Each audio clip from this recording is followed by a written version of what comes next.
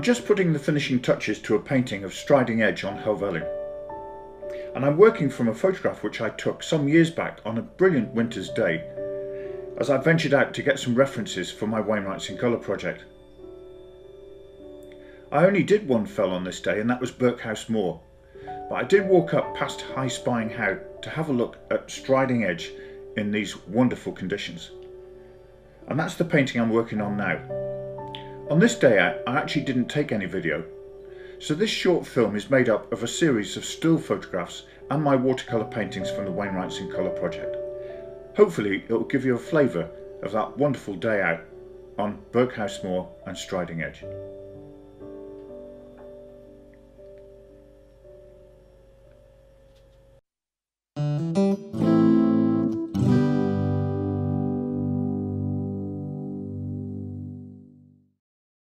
This walk is centred on the village of Glenridding at the southern end of Ullswater. We park in the village of Glenridding before heading up Little Cove alongside Mires Beck. We then reach the top of Birkhouse Moor, go along to High Spying How, retrace our steps to head back to Red Tarn. From there we head northeast towards Glenridding Beck and follow that down all the way back to the village of Glenridding. The early morning sun was just hitting the top of Birkhouse Moor as we left the village by this quiet lane. We'll ascend via Little Cove, which is that depression on the left. As you ascend up through the cove, you pass this small sheepfold, from where there's a great view across to Sheffield Pike, over the valley of Glenridding Beck. To our south across Grisdale, there was this stunning view of the sun hitting the north ridge of Fairfield. Before long, the gradient eases and you're out onto the plateau of Birkhouse Moor itself. And here you're greeted with this really impressive view of the Helvellyn range. Stunning on a morning like this. Before we head up to the true summit, we're going to turn right to this lower viewing point, which Wainwright marks at a height of 2,318 feet. And I get another reference for my paintings. Quite a few people mistake this as the summit of Birkhouse Moor, but it's not. That point is on the skyline, just where the wall heads over the hill, and that's where we're heading now. The summit cairn of Birkhouse Moor is close to the wall, but it's a fairly flat affair, and today it's covered by this snow. Ahead of us is High Spying How, and to get there we just follow the wall. The conditions are looking superb to get my reference, but I'm getting a little worried as I can see cloud creeping in over the top of Grisdale. Helvellyn looks stunning in this winter sunlight, and we're heading up to the left there where you can see the rise of High Spying How, just at the start of Striding Edge. All of a sudden the wall takes a sharp turn left, and there's a gap. It's actually called the hole in the wall. And here we're looking back towards Birkhouse Moor, where we've just been. Ominously, the cloud is rolling in to the south, and it's starting to cover some of the high hills. But I keep heading on to my objective.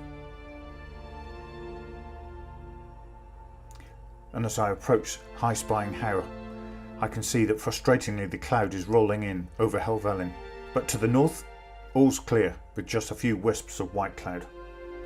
Before long I'm at the point I need to be, but so frustratingly the cloud has come right in and I can't see the top of Helvellyn.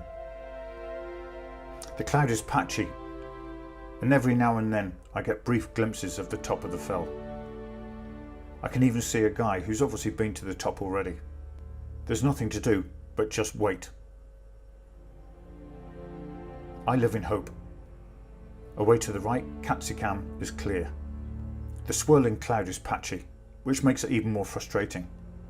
Every now and then I get fleeting glimpses of the whole of Striding Edge and the top of Helvellyn, but not enough to get my reference. Patience is a virtue, but today luck is on my side. After a short time the cloud disperses and I get a fantastic view of Striding Edge and Helvellyn. It's just what I needed for my reference for the view of Striding Edge. There was no way I was going to cross this ridge today, not in these conditions on my own and with 2 dogs in tow, but I'd achieved what I'd come for. And I was lucky. It was just that gap in the cloud that I needed, because soon the cloud really did come in. I retreated back to the hole in the wall.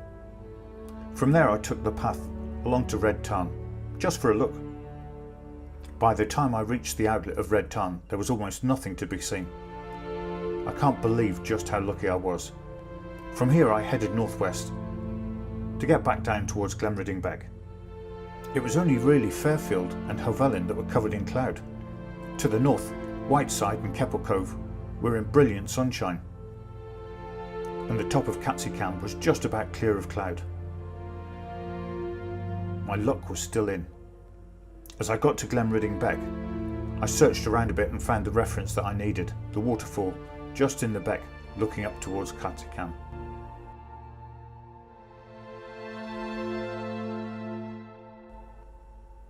All I had to do was just follow the path. Back past the old mine buildings, past the cottages, and then back down to the village. It's an easy and pleasing route, especially with Placefell ahead of us with the dusting of snow. What a great day to be out.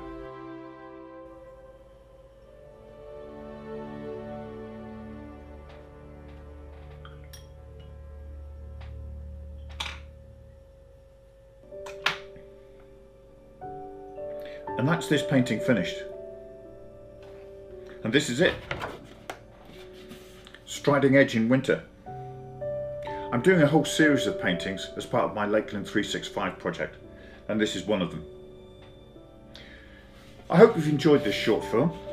If you have, do click the like button, and even better, subscribe to my YouTube channel where you'll see more of my adventures out on the Lakeland Fells. I hope you've enjoyed it, but once again, thanks for watching.